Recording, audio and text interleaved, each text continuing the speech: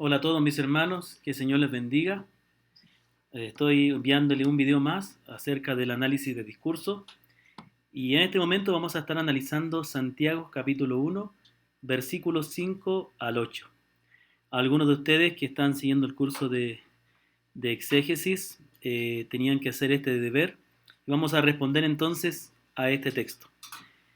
Muy bien, para recordar vamos a definir el análisis de discurso como entender y definir el flujo de pensamiento del texto. Es decir, como hemos dicho anteriormente, todo expositor de la escritura, perdón, todo escritor de la Biblia va presentando sus ideas, al igual como lo hacemos cualquiera de nosotros, en un orden, y va explicando lo que quiere decir en un orden. Ese orden en que va presentando las ideas es lo que nosotros tenemos que identificar para entender correctamente lo que dice el texto bíblico.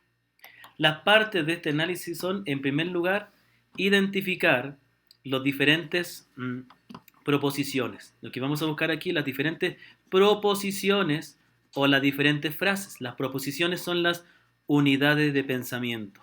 Son aquellas frases u oraciones que tienen una unidad de pensamiento. En segundo lugar, vamos a reconocer qué función cumple cada una de esas proposiciones en todo el discurso, qué función cumple.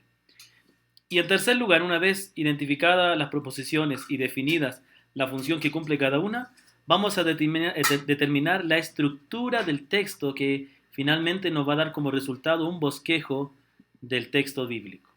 Muy bien, pensando en esto vamos a analizar el texto de Santiago capítulo 1, versículos 5 al 8. Tengo que confesar que este ha sido un texto muy difícil, que hay algunas partes de este texto que no sabemos, que cuesta identificar qué función cumple. Por ejemplo, tenemos el versículo 8. Este versículo dice, el hombre de doble ánimo es inconstante en todos sus caminos. Muchos de los hermanos cuando hicieron el ejercicio pusieron que esta sección terminaba en el versículo 7, aquí, y pusieron el versículo 8 como relacionado con el versículo siguiente, con los versículos siguientes. Sin embargo, los versículos siguientes hablan, Santiago cambia su discurso, da una variante en su discurso y comienza a hablar de los creyentes pobres y los creyentes ricos en la iglesia. De modo que este texto que habla del hombre de doble ánimo no tiene mucho sentido que se pueda relacionar con eso, sino más bien que se relaciona con lo anterior. Bueno, ya vamos a ir viendo después cómo este versículo encaja perfectamente en este texto. Muy bien, tenemos primero dos grandes divisiones. La primera gran división es el versículo 5 y vamos a encerrarla en este círculo aquí. Esta primera gran división o la primera gran proposición, recordemos que las proposiciones puede ser una frase o puede ser un versículo entero o todo un conjunto de textos. La proposición es una unidad de pensamiento. Dice, si alguno de vosotros tiene falta de sabiduría, pídala a Dios, el cual da a todos abundantemente y sin reproche y les será dada. Esta primera parte, esta primera proposición habla acerca de lo que tenemos que hacer cuando nos falta sabiduría, y es pedirla a Dios.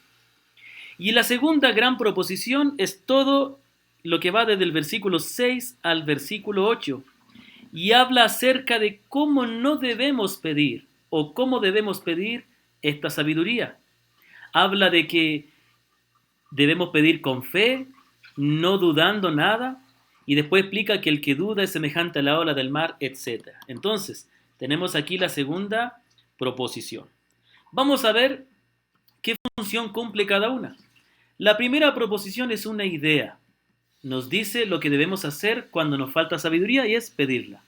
Y la segunda es una explicación acerca de cómo debemos o cómo no debemos pedir esa sabiduría. Entonces tenemos la primera división, la idea. Si nos falta sabiduría, debemos pedirle a Dios, el cual da a todos abundantemente y sin reproche. La segunda, debemos pedir con fe, no dudando nada. Y si dudamos, no hemos de recibir nada. Y termina diciendo que el hombre de doble ánimo será inconstante en todo lo que hace. Vamos a ver entonces la primera proposición. Aquí encontramos dos proposiciones más. La primera es una proposición condicional. Si alguno de vosotros tiene falta de sabiduría. No está diciendo que hay hermanos que tienen falta de sabiduría y obviamente sabiduría en las pruebas, porque de eso viene hablando el autor, sino que aquí utiliza el sí como un condicionante. Entonces aquí vamos a poner la palabra sí o vamos a poner aquí condición. Aquí está diciendo que en caso de que a alguien le falte sabiduría, entonces esto debe hacer, es una condición. En caso de que se cumpla la condición de que a alguien le falta sabiduría, entonces, ¿qué debe hacer? Y aquí viene la segunda proposición. Pídala a Dios, el cual da a todos abundantemente y sin reproche. Entonces aquí tenemos entonces. Entonces. O tenemos el resultado en caso de que se cumpla esa condición de que a alguien le falta la sabiduría. Dentro de esta segunda proposición, tenemos también otra más. Aquí habla de que debemos pedir a Dios. Y vamos a separarlo, para no rayar demasiado nuestro texto, vamos a separarlo con una rayita. Y aquí dice, pídala a quién? A Dios. Y el resto es una explicación de Dios, el cual da a todos abundantemente y sin reproche. Entonces aquí tenemos una idea y una explicación. Vamos a poner solamente explicación. Explicación de este Dios al cual debemos pedir la sabiduría. Muy bien. Ahora, tampoco es necesario dividir tanto el texto, pero aquí ya tenemos una idea más o menos clara.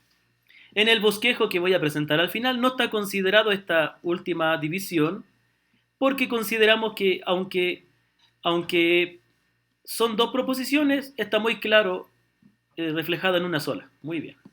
Entonces vamos a la segunda proposición. Aquí tenemos entonces, la primera es una idea y la segunda es una explicación. Muy bien. Perdón, se me desconectó el lápiz por un momento. Muy bien. Dentro de esta segunda proposición, esto es una explicación de lo que venía diciendo anteriormente. ¿Qué venía diciendo anteriormente? Que si nos falta sabiduría debemos pedir a Dios. Y aquí dice entonces, versículo 6, pero pida con fe. Entonces, es una explicación de cómo debemos pedir esta sabiduría. ¿Cómo debemos pedir? Con fe, no dudando nada. Porque el que duda es semejante a la onda del mar, que es arrastrada por el viento y echada de una parte a otra. Vamos a ver aquí que dentro de esta gran división o gran proposición, encontramos dos grandes proposiciones. La primera es versículo 6, que nos dice cómo debemos pedir. Con fe, no dudando nada, porque el que duda es semejante a la onda del mar, que es arrastrada por el viento y echada de una parte a otra. La segunda es versículo 7 y versículo 8. Y nos dice, y esta última proposición está relacionado con qué. Dice, no piense pues quién tal haga. Y la pregunta es, ¿hacer qué? Lo que dice anteriormente, dudar. Porque está hablando, no piense, por ejemplo, no podría ser fe. Es decir, pida con fe, pero no piense el que pida con fe que recibirá cosa alguna del Señor. Eso es incongruente. Al contrario, si pedimos con fe, sí podemos estar seguros que recibiremos del Señor. Se refiere entonces al dudar, pero pida con fe, no dudando nada. No piense pues quién tal haga, el dudar, que recibirá alguna cosa alguna del Señor. Entonces, el hombre de doble ánimo es inconstante en todos sus caminos. Entonces, aquí tenemos entonces la primera proposición, vamos a extendernos un poquito. Es una idea que nos dice cómo debemos pedir, cómo y cómo no debemos pedir. Y la segunda es una explicación acerca de qué sucederá o qué pasa si nosotros pedimos dudando. Entonces, es una explicación acerca del pedir, pero dudando. Muy bien. Dentro de la idea, versículo 6, que nos dice que debemos pedir con fe, nos da lo que debemos hacer, pedir con fe, no dudando nada. Y aquí tenemos esta proposición primera. En el bosquejo no la tengo expresada, pero podemos señalarla para un mejor estudio. Pida con fe, no dudando nada. Y aquí nos dice el fundamento. Porque. Y aquí entonces la segunda proposición es el fundamento. Esto vamos a poner aquí, fundamento de por qué no debemos dudar. Porque el que duda es semejante a la onda del mar, que es arrastrada por el viento y echada de una parte a otra. Entonces, Tenemos que esta proposición nos dice cómo debemos pedir con fe y cómo no debemos pedir, no dudando nada. ¿Y por qué no debemos pedir dudando? Porque el que duda es como la onda del mar que es arrastrada de un lugar a otro. Muy bien. Vamos entonces a la última proposición. Es una explicación de qué es lo que sucede con aquel que duda. ¿Qué pasa con aquel que duda? Y hay dos cosas. Primero tenemos la primera proposición que le vamos a marcar con blanco. No piense pues quien tal haga que recibirá cosa alguna del Señor. Y después dice, el hombre de doble ánimo es inconstante en todos sus caminos. ¿Qué tenemos aquí? Estas dos están unidas. Porque está hablando de alguien que duda.